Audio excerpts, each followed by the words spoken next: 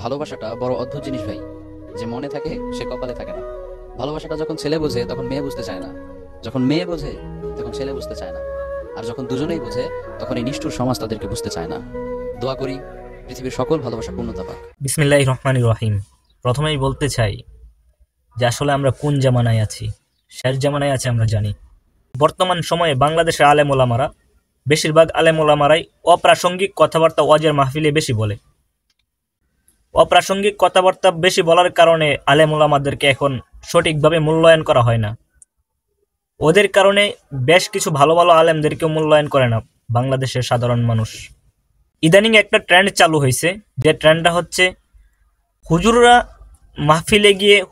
ওয়াজের মাহফিলে গিয়ে হুজুররা ওয়াজের স্টেজে উঠে প্রেম বিশেষজ্ঞ হয়ে পড়ে। আমি ওইসব হুজুরকে বলতে চাই, প্রেম বিশেষজ্ঞ তো তোমার টপিকস না।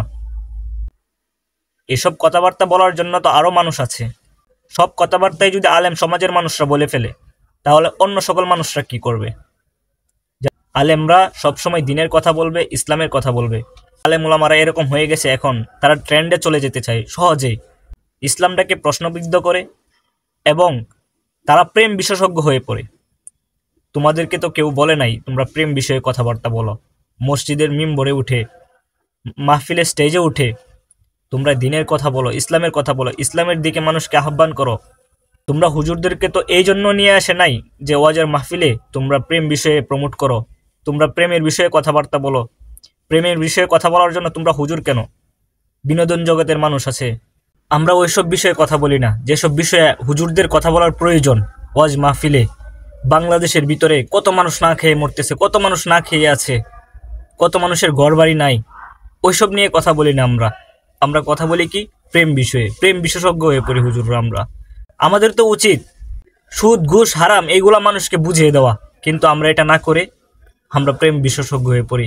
সুদ ঘুষ জিনার বিষয়ে কথা বলা উচিত, আমরা এসব কথা না বলে আমরা বলি একটা মেয়েকে যদি দেখতে পাও তাহলে দ্যাটস এনাফ ফর ইউ।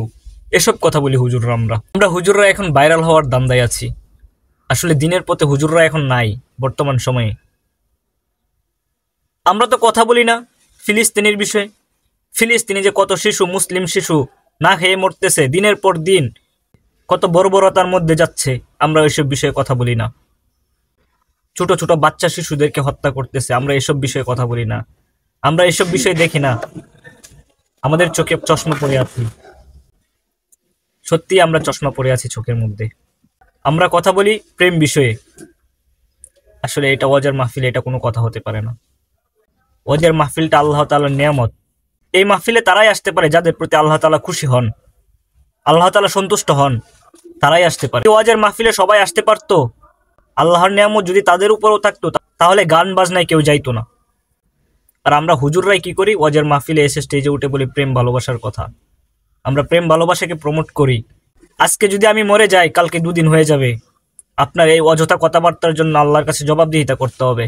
আপনি হুজুর মানুষ, একটা কথা বললেন স্টেজে উঠে, আর এই কথা বলার কারণে আরো 10 জন মানুষ শিখবে, আরো 10 জন মানুষ জানবে।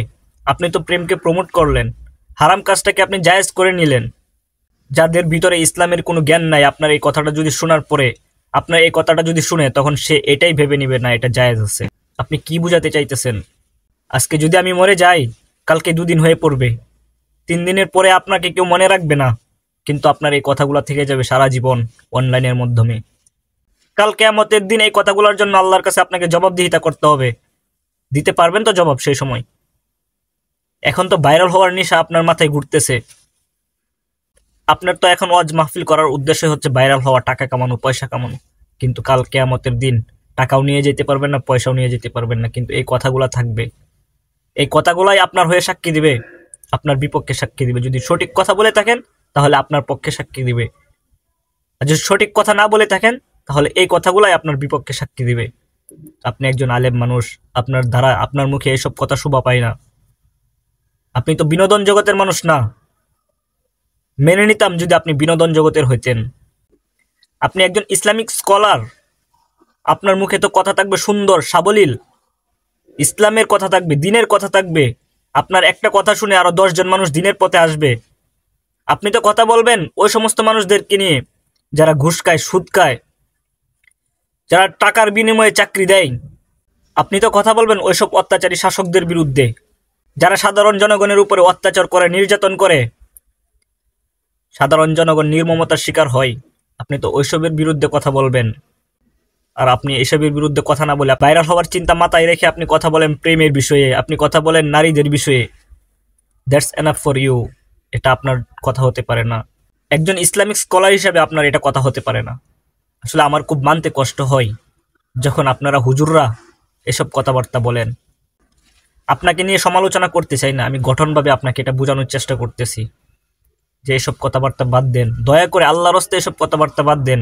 সুন্দরভাবে বিশ্ববাসীর কাছে ইসলামটাকে প্রচার করে দেন, যেন আপনার একটা কথা শুনে আরো 10 জন মানুষ ইসলামের দিকে আসে, 10 জন মানুষ ভালোর পথে আসে, খারাপ পথ থেকে, খারাপ পথ ছেড়ে।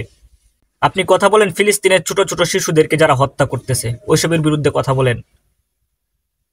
বাংলাদেশের সাধারণ মানুষের উপর যারা নির্যাতন করে, আলেম ওলামার উপর যারা নির্যাতন করেন, নিপীড়ন করে, তাদের বিরুদ্ধে কথা বলেন। আপনি যখন এগুলা দেখেন, আপনি একজন আলেম হয়ে এগুলা দেখার পরেও যখন এগুলার বিষয়ে কথা না বলেন, তখন খুব কষ্ট লাগে, আঘাত লাগে সাধারণ মানুষ হিসাবে।